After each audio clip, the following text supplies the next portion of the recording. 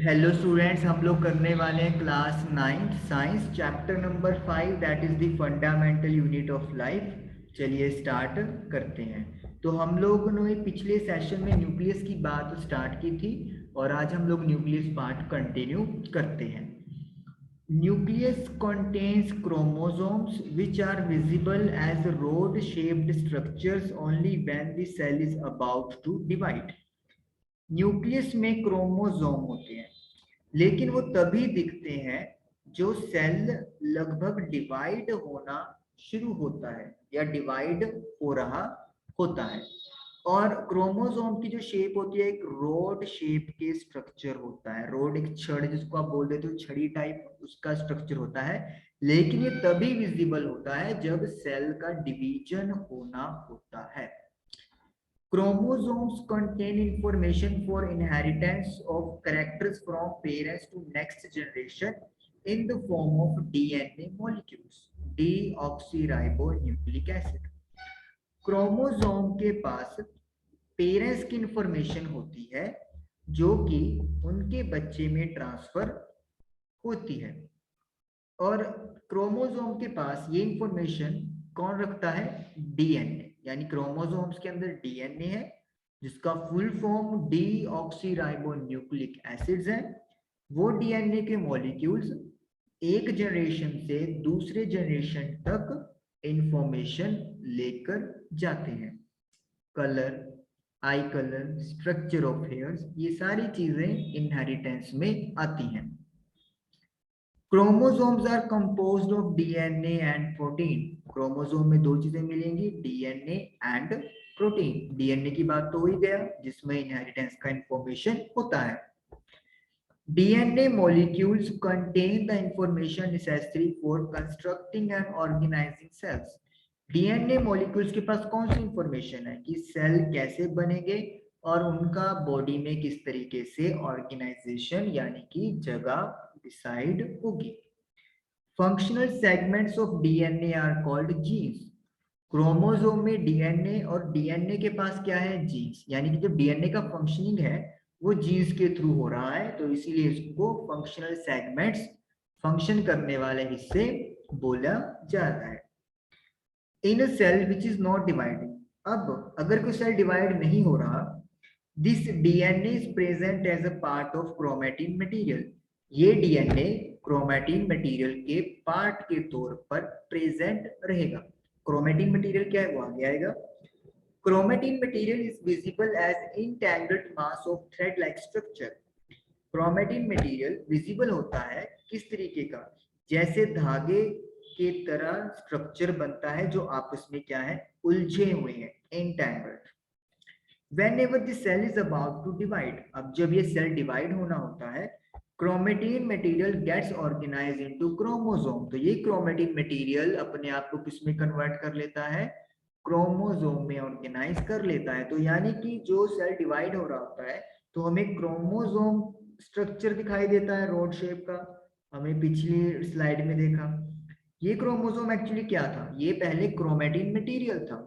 जैसे सेल ने डिवाइड होना शुरू किया, क्रोमेटिन ने अपने आप को क्रोमोसोम के अलाइन कर लिया। क्रोमोसोम में डीएनए है और साथ में प्रोटीन है। डीएनए के पास जीन्स हैं जो कि डीएनए का काम करते हैं। तो ये चीज अभी तक हमारी डिस्कस हुई है। The nucleus plays a central role in cellular reproduction, the process by which a single cell divides and forms two new cells. Nucleus का सेल की रिप्रोडक्शन में बहुत बड़ा रोल है, सेंट्रल रोल, मेन रोल है। ये वो प्रोसेस है जिसके द्वारा एक सेल अपने आप को डिवाइड करता है और दो नए सेल बनाता है, यानी कि एक सेल से दो सेल बन जाते हैं। इन्हें डॉटर सेल्स भी अपन बोलते हैं।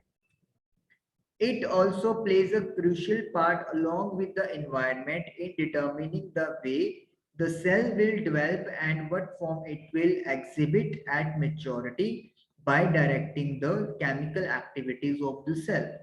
इसके अलावा एक बहुत इंपॉर्टेंट रोल प्ले करता है इन्वायरमेंट के साथ मिलकर ये सुनिश्चित करने में कि जो सेल है वो कैसे डेवलप होगा और जब मैच्योरिटी आएगी तो ये किस तरीके से अपने आप को रिप्रेजेंट करेगा।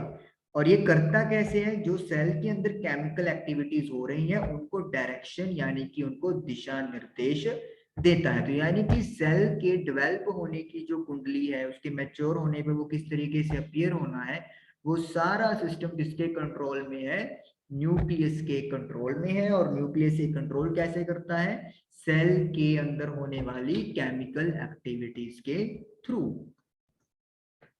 In some organisms, like the bacteria, the nuclear region of the cell may be purely defined due to the absence of a nuclear membrane. कुछ ऑर्गेनिज्म जैसे बैक्टीरिया हो गए, उनका जो न्यूक्लियर रीजन होता है वो पुअरली डिफाइन होता है क्योंकि उनके न्यूक्लियस के पास न्यूक्लियर मेम्ब्रेन नहीं होती। आपने पढ़ा है एक सेल है, सेल के अंदर न्यूक्लियस और न्यूक्लियस के अराउंड न्यूक्लियर मेम्ब्रेन है, डबल लेयर। लेकिन कुछ ऑर्गेनिज्म में ये न्यूक्लियर मेम्ब्रेन नहीं होती, वे कैसे बाउंड्री नहीं है। Such an undefined nuclear region containing only nucleic acid is called nucleoid. तो ऐसे अनडिफाइंड न्यूक्लियर रीजन जिसमें सिर्फ न्यूक्लिक एसिड होता है उसे हम लोग न्यूक्लियोइड बोलते हैं। मतलब जो न्यूक्लियस है आप लोगों का, उसकी प्रॉपर बाउंड्री नहीं है तो उसे हम लोग न्यूक्लियोइड बोलते हैं और उसमें सिर्फ न्यूक्लिक एसिड होता है। Such organisms whose cell lack a nuclear membrane are called prokaryotes. ऐसी ऑर्गेनिज्म जिनकी सेल में न्यूक्लियर मेम्ब्रेन की कमी होती है या न्यूक्लियर मेम्ब्रेन नहीं होता, उन ऑर्गेनिजम्स को प्रोकैरियोट्स बोला गया है। प्रो मतलब प्रिमिटिव और प्राइमरी मतलब सबसे प्राचीन आप कह सकते हैं, सबसे पुराना। कैरियोट मतलब कैरियोन न्यूक्लियस यानी कि सबसे पुराना न्यूक्लियस या सबसे प्राचीन, जो सबसे स्टार्टिंग वाली फॉर्म थी तो उसमें जो न्यूक्लियस बना उसकी न्यूक्लियर मेम्ब्रेन प्रेजेंट नहीं थी। Organisms with cells having a nuclear membrane are called eukaryotes.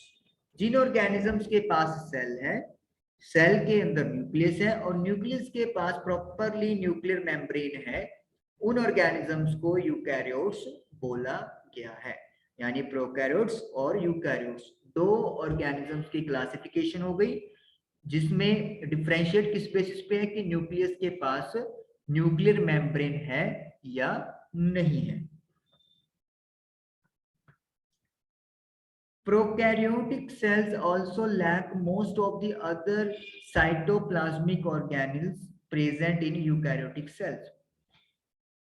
Eukaryotic cells में साइटोप्लाज्म में कुछ कंपोनेंट्स होते हैं जिनको साइटोप्लाज्मिक ऑर्गेनल्स बोलते हैं। उनमें कहता है कि वो प्रोकैरियोटिक सेल में नहीं मिलते। यानी कि आपके पास दो टाइप के सेल हैं, दोनों में न्यूक्लियस है, लेकिन ये प्रोकैरियोटिक है, इसमें न्यूक्लियर मेम्ब्रेन नहीं है, और ये यूकैरियोटिक है, इसमें न्यूक्लियर मेम्ब्रेन है। अब ये जो साइटोप्लाज्म वाला एरिया है, यहाँ पे कुछ साइटोप्लाज्मिक ऑर्गेनल्स हैं, लेकिन यहाँ पे भी साइटोप्लाज्मिक ऑर्गेनल्स होते हैं लेकिन कम होते हैं, ज्यादातर यहाँ पर एब्सेंट मिलेंगे प्रोकैरियोटिक सेल्स में। Many of the function of such organelles are also performed by poorly organized parts of the cytoplasm. ऐसे ऑर्गेनल्स के जो फंक्शन होते हैं वो इन साइटोप्लाज्म के जो प्योरली ऑर्गेनाइज्ड पार्ट होते हैं वही परफॉर्म करते हैं। जब इनके पास कोई स्पेसिफिक ऑर्गेनल ही नहीं है तो डेफिनेटली सी बात है कि जो पार्ट्स साइटोप्लाज्म में प्रेजेंट होंगे वही जो फंक्शंस हैं वो परफॉर्म करेंगे। The chlorophyll in photosynthetic prokaryotic bacteria. आपके पास बैक्टीरिया है जो प्रोकैरियोटिक है, यानी कि न्यूक्लियर रीजन प्रॉपर डिफाइन नहीं है, तो उसके अंदर जो फोटोसिंथेसिस होना है उसके लिए क्लोरोफिल चाहिए। Is associated with membrane vessel bag like structure. उसमें जो क्लोरोफिल होता है वो मेम्ब्रेनस वेसल्स यानी कि एक बैग लाइक स्ट्रक्चर है उसके साथ जुड़ा हुआ होता है, but not with plastid as in eukaryotic cell. लेकिन अगर यही चीज क्लोरोफिल की बात कर रहे हैं यूकैरियोटिक सेल्स में हो तो वो उनका एसोसिएशन प्लास्टिड्स के साथ होता है जो वेरी वेल डिफाइंड एक सेलुलर ऑर्गेनल है। तो इसका मतलब क्या है कि जो काम एक स्पेसिफिक चीज का है वो यहाँ पर एक बैग लाइक स्ट्रक्चर जिसको मेम्ब्रेनस वेसल बोला गया है वो परफॉर्म कर रहा है, and that is a poorly organized part of that cytoplasm. तो ये आप लोगों को बताने की कोशिश हो रही है कि प्रोकैरियोटिक जो है और यूकैरियोटिक है वो कैसी फंक्शन भी डिफरेंट करते हैं। Cytoplasm, large region of each cell enclosed by cell membrane. This region takes up very little strain. It is called cytoplasm. देखिए आपके पास एक सेल है, ये सेल मेम्ब्रेन हो गया, प्लाज्मा मेम्ब्रेन भी आप इसको बोलते हैं, ये न्यूक्लियस है, ये सपोज कर लो न्यूक्लियर मेम्ब्रेन है। अब इसमें जो एक आपको मटेरियल मिलता है, इस मटेरियल को या इस एरिया को वी कॉल साइटोप्लाज्म। साइटोप्लाज्म बोलेंगे, इस एरिया को हम लोग साइटोप्लाज्म बोलते हैं। Cytoplasm is the fluid content inside the plasma membrane. और प्लाज्मा मेम्ब्रेन के अंदर जो फ्लूइड यानी जो फ्लो हो सकता है चीज मटेरियल, उसे हम लोग साइटोप्लाज्म कहते हैं। तो इस एरिया में जो मटेरियल प्रेजेंट है that is called cytoplasm. This region takes up very little strain, इसका बहुत ही कम स्ट्रेनिंग होता है, इसको आप मतलब डिफरेंशिएशन का जो स्ट्रेनिंग है वो कम होता है। It also contains many specialized cell organelles. इसके अंदर बहुत सारे special cell organelles होते हैं।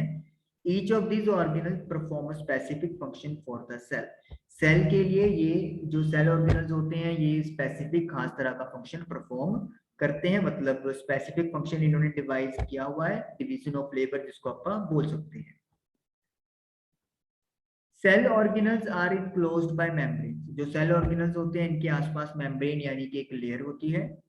In prokaryotes, beside the absence of a defined nuclear region, the membrane-bound cell organelles are also absent. जो बात पहले की थी, प्रोकैरियोटिक के अंदर ना तो न्यूक्लियर रीजन डिफाइन है, मतलब न्यूक्लियस के अराउंड न्यूक्लियर मेम्ब्रेन नहीं है।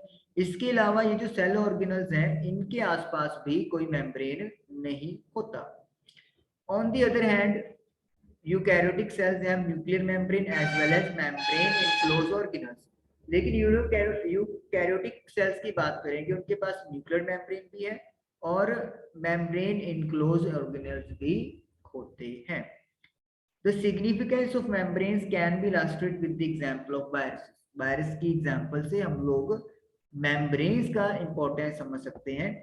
Viruses lack any membrane, viruses के पास कोई ऐसा मेम्ब्रेन नहीं होता।